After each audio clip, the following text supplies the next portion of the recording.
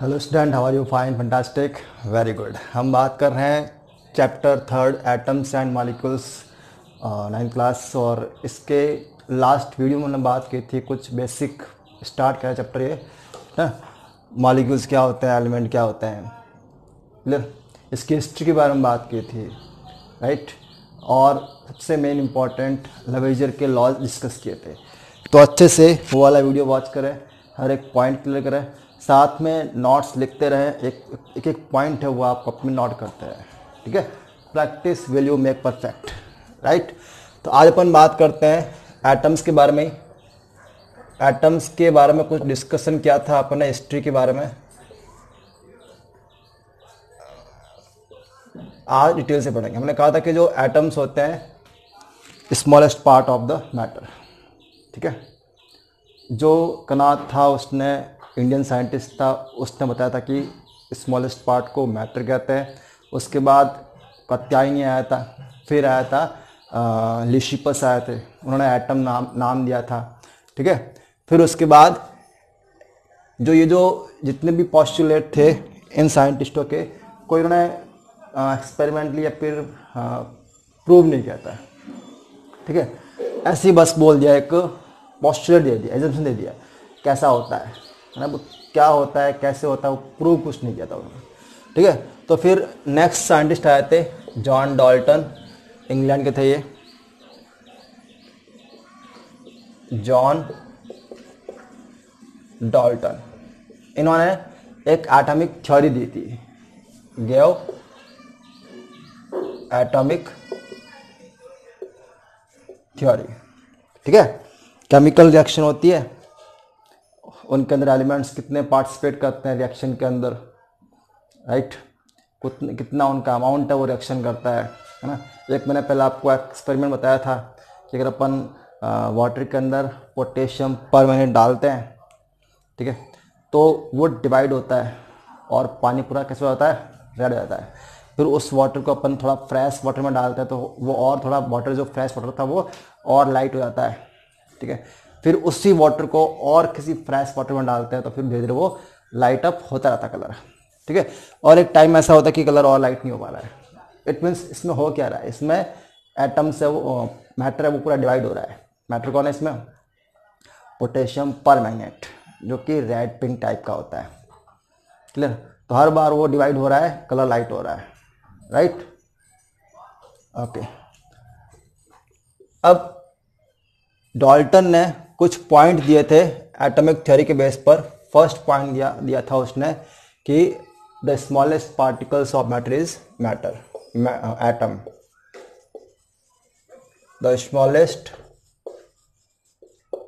Particles of matter is an atom.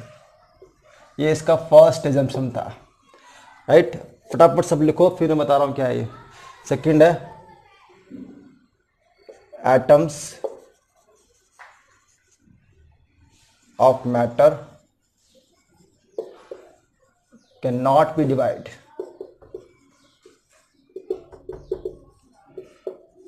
Further. इसको अपन और divide नहीं कर सकते, ठीक है। एंड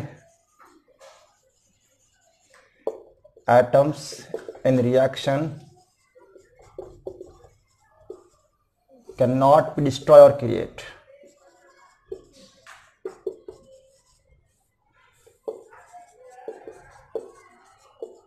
और क्रिएट, ठीक है।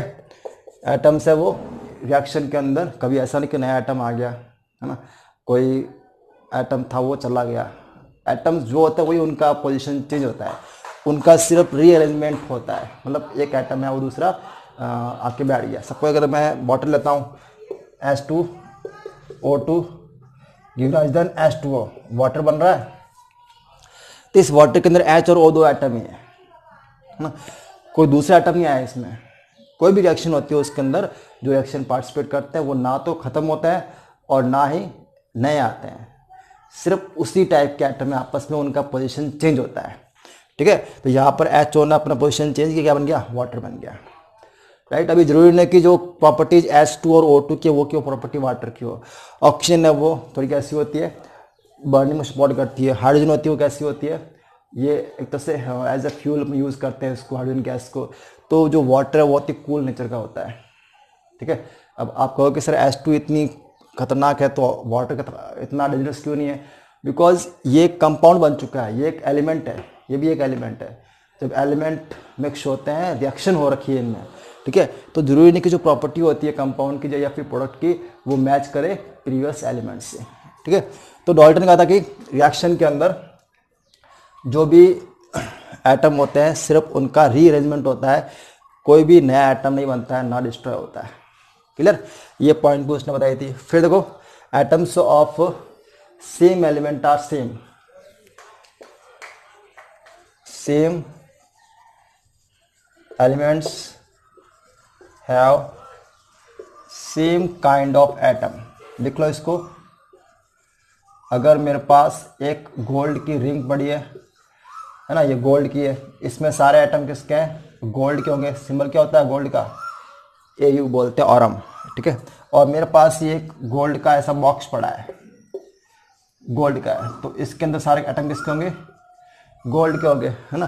तो दोनों के अंदर क्या है, सेम एटम है, तो सेम एलिमेंट है और सेम एटम, राइट। H2 यहाँ पर है इंडिया के अंदर और H2 अमेरिका के अंदर भी है।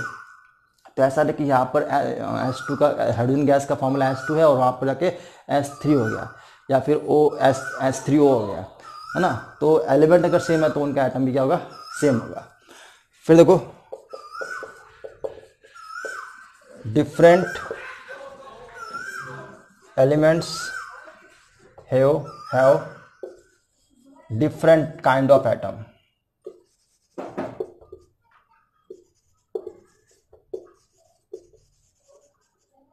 ठीक है, डिफरेंट काइंड के एलिमेंट होता है उनमें एटम भी क्या होता है, डिफरेंट टाइप के। जैसे ये गोल्ड का है, अगर मैं यहाँ पर एक आयरन का बॉक्स रखता हूँ तो यहाँ पर आयरन में क्या होंगे, Fe। ठीक है, तो ये अलग एलिमेंट, ये अलग एलिमेंट, तो इनके एटम भी क्या होंगे, अलग होंगे। बहुत सिंपल पोस्टुलेट है, राइट। ओके, फिर लिखो इसमें एक और मस्ट पॉइंट जो कि लवीजर का पॉइंट था, है ना। In any compound the ratio of mass of atoms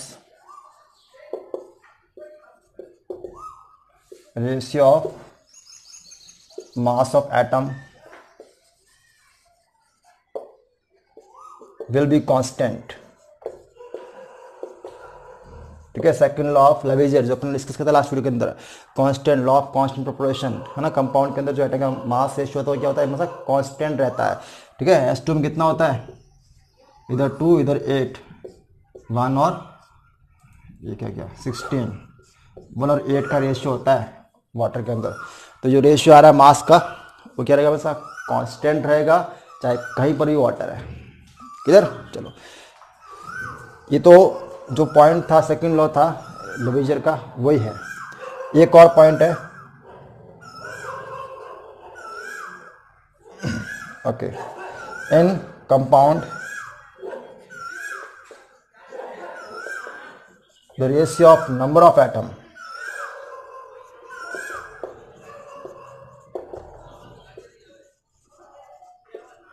will be constant।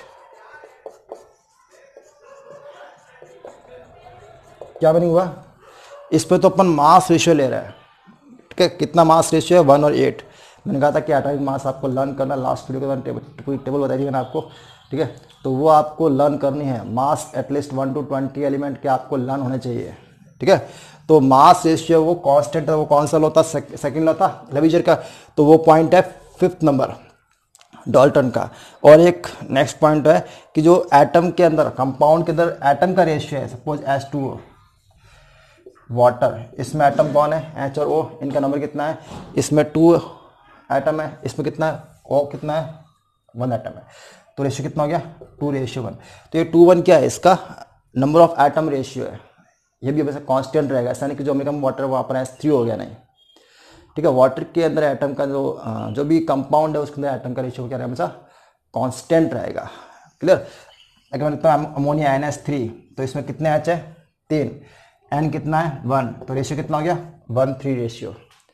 Clear. तो ये 1-3 क्या है, नंबर ऑफ एटम का रेशियो, ये हमेशा कांस्टेंट रहेगा। क्लियर। चलो, चाहे कहीं पर भी अमोनिया गैस है, इसका नाम क्या है, अमोनिया। अमोनिया एक गैस है जो कि अपन हाँ टॉयलेट के अंदर स्मेल आती है ना, वो अमोनिया गैस की होती है। उसका फॉर्मूला क्या होता है, NH3।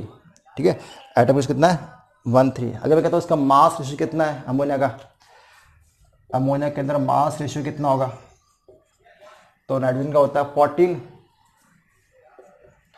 H का एक का होता है 1, 3 है तो कितना हो गया, 3 हो गया।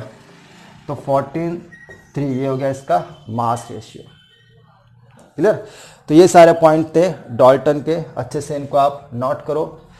फिर ये जो डाल्टन ने थ्योरी दी थी 1803 के अंदर, है ना, कब दी थी, 1803 के अंदर। तो ये भी कुछ खास कुछ कर नहीं पाए थे। आगे नेक्स्ट और साइंटिस्ट आए थे, उन्होंने इस थ्योरी के कुछ पॉइंट को रॉन्ग प्रूव किया था। ठीक है, आगे नील्स बोर आया, साइंटिस्ट आया था, उसके अलावा जेम्स चैडविक आए थे। ठीक है, रदरफोर्ड आए थे। इन्होंने इस थ्योरी को काफ़ी कुछ पॉइंट थे वो इग्नोर किया था कि ये पॉइंट रॉन्ग है। फर्स्ट, इसलिए इस डाल्टन एटॉमिक थ्योरी है, इसको चेंज करके मॉडर्न एटॉमिक थ्योरी नाम दिया गया था। ठीक है, तो भी अपन एक बात कर लेते हैं, इसको मैं रफ कर रहा हूं, या आप पूरा पॉज करके नोट कर लो। कुछ पॉइंट थे उनको करेक्शन करके नेक्स्ट साइंटिस्ट आए थे, उन्होंने एक मॉडर्न एटॉमिक थ्योरी दी थी। क्या था इसके अंदर, अब ये थ्योरी कोई एक साइंटिस्ट था नहीं, बहुत सारे साइंटिस्ट थे, नई डिस्कवरीज हुई, है ना। जो भी आप एक्सपेरिमेंट करते हो तो उसका तोड़ निकालने वाले बहुत सारे बैठे हैं, है ना। तो इसके भी कुछ लिमिटेशंस थी, उनको गलत किया। तो फर्स्ट पॉइंट था कि मैटर का स्मॉलेस्ट पार्टिकल कौन है, एटम। लेकिन बाद में साइंटिस्ट आए थे थॉमसन वगैरह, उन्होंने इलेक्ट्रॉन, और जेम्स चैडविक था उसने न्यूट्रॉन, है ना, और कौन था, गोल्डस्टीन, उसने प्रोटॉन, ये सब स्मॉल स्मॉल पार्टिकल डिस्कवर कर लिए, एटम के अंदर होते हैं। ठीक है, तो फर्स्ट पॉइंट रॉन्ग हो गया। Smallest particle of matter is not atom. ठीक है, ये कौन होता है, इलेक्ट्रॉन। हाँ, after discovery of electron, proton, neutron, electron, proton, neutron के आने के बाद में ये फर्स्ट पॉइंट क्या हो गया, इसका रॉन्ग हो गया। फिर एक और पॉइंट है, सेकंड पॉइंट था कि इट इज इंडिविजुअल, एटम को डिवाइड करना पॉसिबल नहीं है, बट इनकी डिस्कवरी हुई तो एटम को डिवाइड करना भी पॉसिबल हो गया। फिर थर्ड पॉइंट था कि सेम टाइप के एटम होते हैं, उनके एटम सेम रहते हैं, सेम टाइप के एलिमेंट के एटम सेम रहते हैं, है ना, सेम टाइप के एलिमेंट के एटम सेम रहते हैं। ये थर्ड पॉइंट था डाल्टन का, तो ये भी रॉन्ग हुआ, right. Same kind of element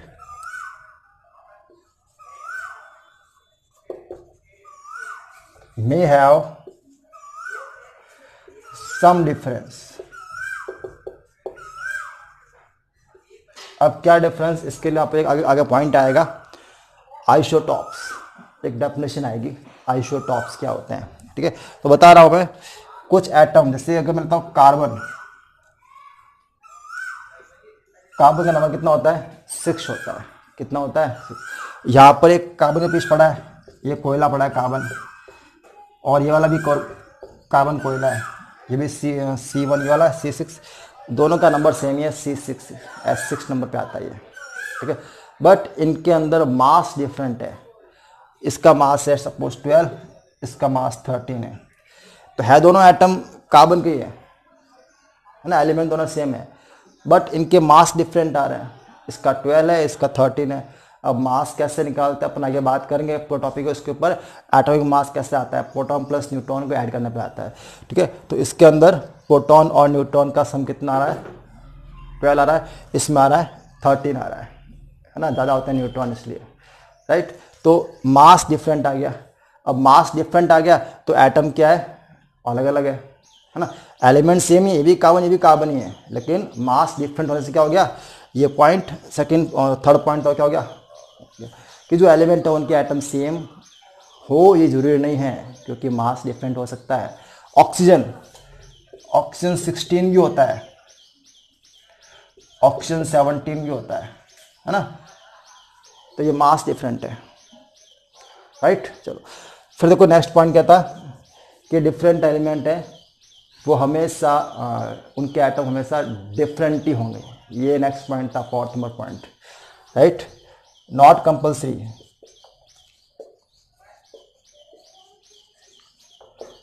that different element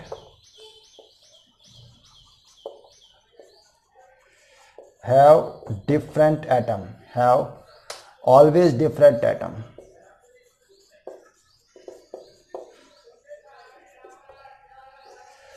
ठीक है, कोई जरूरी नहीं कि जो अगर एलिमेंट अगर डिफरेंट है तो उनके एटम हमेशा डिफरेंट ही होंगे, ये जरूरी नहीं है। कुछ इनके अंदर सिमिलर प्रॉपर्टीज हो सकती है। जैसे अगर अपन आगे बात करेंगे, ये मैं रफ कर रहा हूं, अब उतार लो।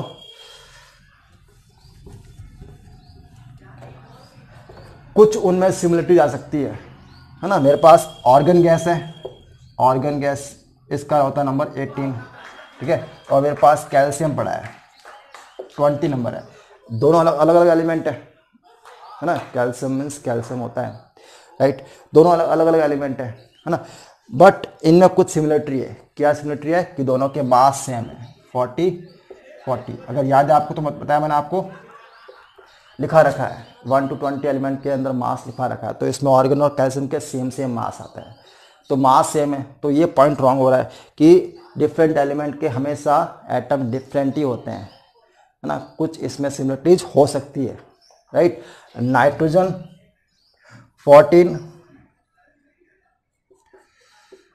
होता है और एक कार्बन 14 भी होता है, ठीक है। तो एलिमेंट डिफरेंट है बट मास क्या हो गए, सेम है। ऐसे एलिमेंट को अपन बोलते हैं आइसोबार। क्या बोलते हैं, आइसोबार। तो ये पॉइंट सारे कुछ करेक्शन हुए थे एटॉमिक थ्योरी के अंदर और एक मॉडर्न एटॉमिक थ्योरी बनी। बाकी वाले पॉइंट सेम ही थे। तो आप इनको अच्छे से नोट करो, ठीक है, इनको प्रैक्टिस करो। फिर उसके बाद मैं रफ कर रहा हूँ, ये तो करेक्शन था, लिमिटेशन हो गया एक तरह। We can write your limitation of the Dalton theory. ये 3 लिमिटेशन थी इसकी, ठीक है। As in isobar, as in isobar बोलता है इनको, जिनके मास सेम होता है लेकिन नंबर क्या है, different. Sorry, very sorry, correction है, यहाँ पर 6 नंबर है, ठीक है। कार्बन कितना 6 पे आता है। हमेशा एटॉमिक नंबर को नीचे लिखते हैं, मास को ऊपर लिखते हैं, एलिमेंट को शो करने का तरीका होता है, क्लियर। तो ये करेक्शन कर लेना। ये इसके लिमिटेशन है डाल्टन थ्योरी की, रफ कर रहा हूँ। फिर डाल्टन के टाइम में एटम्स थे, उसको उसने कैसे रिप्रेजेंट किया। अगर मेरे पास कोई एटम है तो मैं उसको कुछ सिंबल दूंगा। क्लास में बच्चे बैठे तो कुछ नाम दे रखा होता है, ये सपना है, ये मीना है, ये टीना है, वॉटएवर। तो एटम को भी कुछ नाम देना था, कुछ सिंबलाइजेशन देना था। तो उसके टाइम में कुछ खास टेक्निक थी नहीं, ठीक है। तो डाल्टन ने ऐसे ही, कुछ ही एलिमेंट थे उसके पास, बहुत ही कम एलिमेंट थे, तो उसने उसको ऐसे ही एक सिंबल दे दिया, ठीक है। Symbol of atoms, symbol of atom, जिसको बाद में एक सिस्टमेटिक तरीके से ब्राजीलियन साइंटिस्ट था उसने इम्प्रूव किया था, राइट। तो डाल्टन ने ऐसे, फॉर एग्जाम्पल कार्बन है तो उसको पूरा काला कर दिया ऐसा, ये काला काला क्या है, कार्बन है, इट इज कार्बन। ऑक्सीजन है तो उसको ऐसे पूरा गोला कर दिया और ये ऑक्सीजन एटम है ना। ये सिंबल दे रखे हैं आपके बुक्स में। फॉस्फोरस है तो उसको ऐसे कर दिया, 3 करके ऐसे, ये फॉस्फोरस है। सल्फर है तो उसको फॉर कर दिया, ये सल्फर हो गया, राइट। मर्क्यूरी है तो ऐसे शाइनिंग कर दिया अंदर, मर्क्यूरी शाइनिंग करती है, मेटल होती है। Hg इसका सिंबल होता है, राइट। गोल्ड है गोल्ड भी शाइन करता है, तो अंदर दिया गोल्ड या फिर AU सिंबल होता है इसका, गोल्ड लिखा है इसको अंदर, G लिखा सिर्फ, G फॉर गोल्ड, ठीक है। उसके टाइम में ऑरम सिंबल मालूम था नहीं उसको, है ना। तो ये सिंबल हो गया गोल्ड का, राइट। हाइड्रोजन होता है तो उसको अपन ऐसे डॉट से शो कर लिए, डॉट हाइड्रोजन है। ये कुछ एलिमेंट है, उनके सिंबल दिए थे उसने इस तरीके से, राइट। तो आप अच्छे से इनको, बुक्स में सारे सिंबल दे रखे हैं जो उस टाइम लॉयटन के थे, कुछ जितने उसके दे रखे हैं, हालांकि और भी थे लेकिन कुछ काफ़ी तो दे रखे हैं। तो आप देख रहे ना, ये इस तरह से सिंबलाइजेशन किया था एलिमेंट के एटम्स को, क्लियर। तो नेक्स्ट वीडियो अपन बात करेंगे बर्जीलियस के, बर्जीलियस ने कैसे एटम्स को, सिंबल को इम्प्रूवमेंट किया था, कैसे उसको सिंबलाइज किया था एक न्यू विद साइंटिफिक तरीके से, क्लियर। तो अच्छे से इनके नोट्स बनाओ, प्रैक्टिस करो। Thank you, have a good day.